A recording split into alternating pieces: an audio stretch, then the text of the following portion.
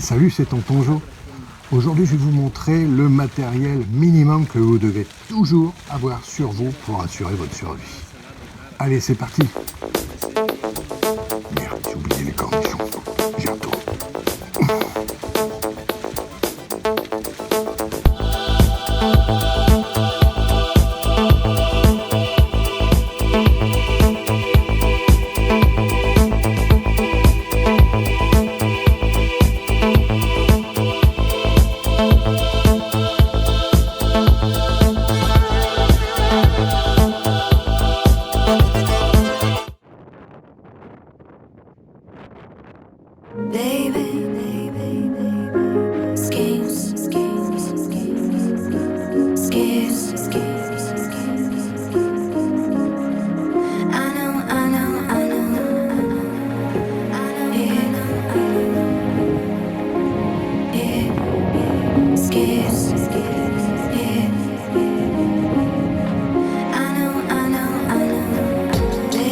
Bonjour et bienvenue sur la chaîne du GQFT, j'espère que vous allez bien.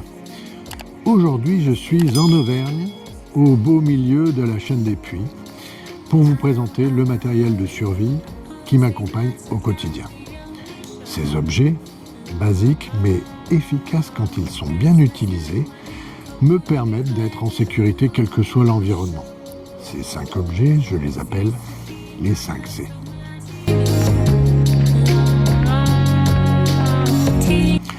Les 5C, ou 5 objets qui commencent par un C, c'est un acronyme, un concept, pour vous permettre de checker le matériel essentiel que vous devez toujours avoir avec vous. C comme couvrant. Le premier objet que vous devez toujours avoir sur vous doit pouvoir vous couvrir. Seul ou à plusieurs, il doit vous protéger du vent, de la pluie et vous permettra ainsi de conserver votre température. Ça peut être un blouson, un poncho, une tente ou plus simplement une bâche. C'est comme contenant. La deuxième chose que vous devez avoir à disposition doit permettre de recueillir et contenir de l'eau, des liquides. Ça peut être une bouteille, un sac étanche, une poche à eau ou un jerrycan dans le coffre. C'est comme combustion. Et oui, avoir sur soi de quoi allumer un feu est essentiel. Quel que soit l'outil choisi, allumette, briquet, fire steel, torche de secours, il doit vous permettre d'allumer un feu pour vous signaler, pour vous réchauffer ou pour faire bouillir de l'eau, quelle que soit la météo. C'est comme coupant. Le couteau est l'ustensile qui s'impose logiquement. Il en existe des pliants, des fixes, des petits, des grands, des bons marchés, des très très chers. Choisissez-le, si possible, low-tech, solide et polyvalent. Si la législation en vigueur dans l'endroit où vous évoluez ne vous permet pas d'emmener un couteau, en avion par exemple, une paire de lunettes, ça peut couper. Dans un bar, au restaurant, même au supermarché, un verre ou une bouteille de vin, ça tranche aussi. C'est comme corde. Le dernier élément essentiel pour assurer votre survie, c'est la corde. Un bracelet de paracord 550, une bobine de fil solide, des sangles d'arrimage, quelle que soit votre imagination, cet élément doit vous permettre de confectionner un abri, de réparer un sac, de remplacer un lacet, de monter une attelle. En résumé, il faut toujours avoir sur soi un couvrant, un contenant, de quoi faire de la combustion, un coupant et de la corde.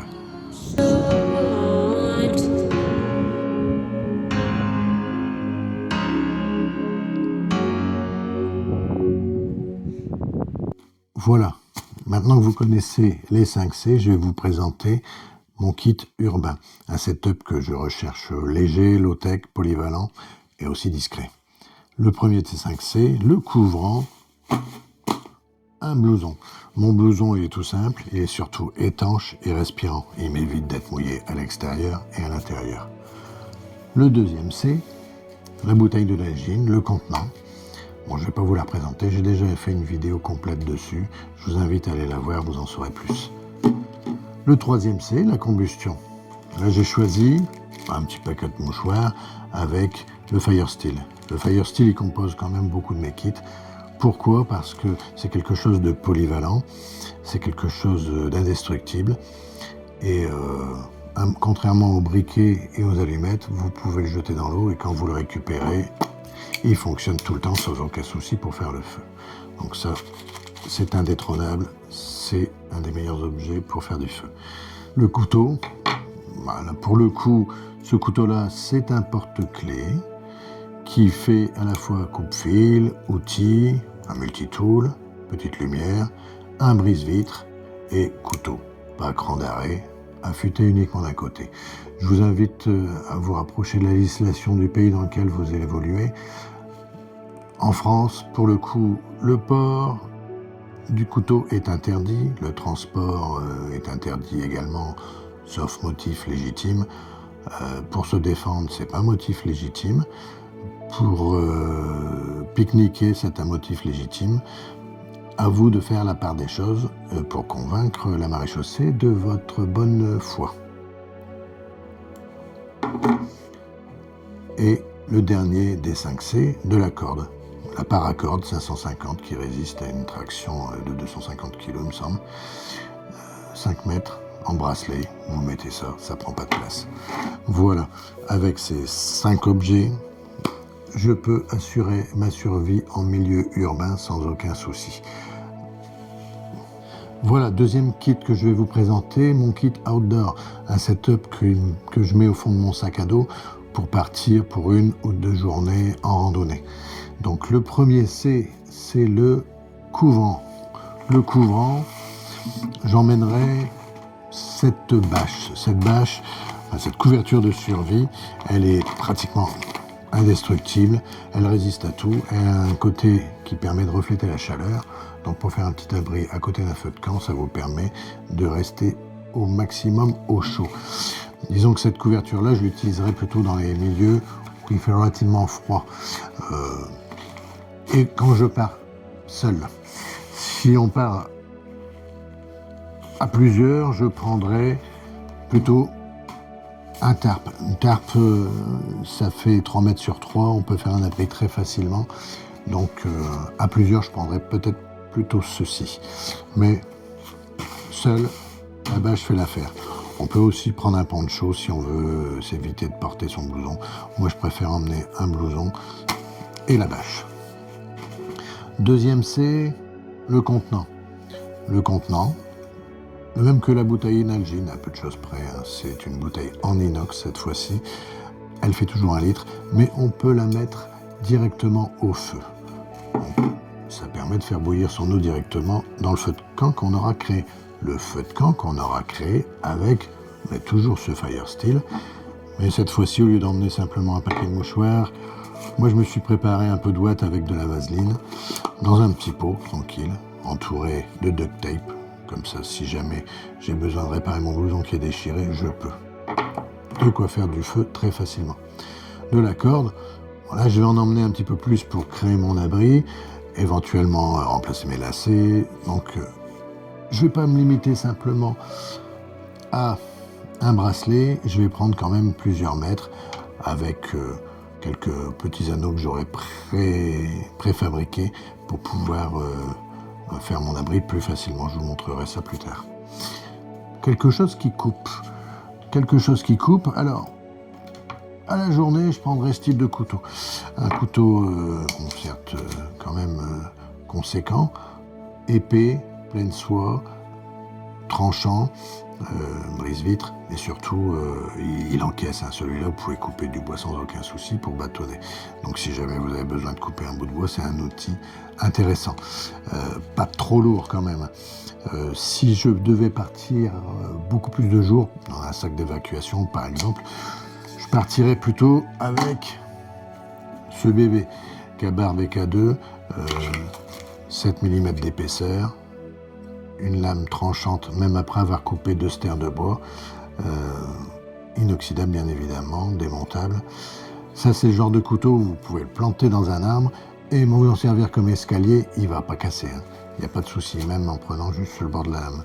C'est quand même un outil exceptionnel. Mais ça vaut quand même son pesant de cacahuètes, donc si vous le perdez, ça vous fera mal au derrière. Donc voilà, dans des prix relativement raisonnables, un couteau à lame fixe, une dizaine de centimètres, c'est très bien. Si vous manœuvrez ce type d'engin, quoi que vous utilisiez, en petit ou en gros, paire de gants, c'est un plus.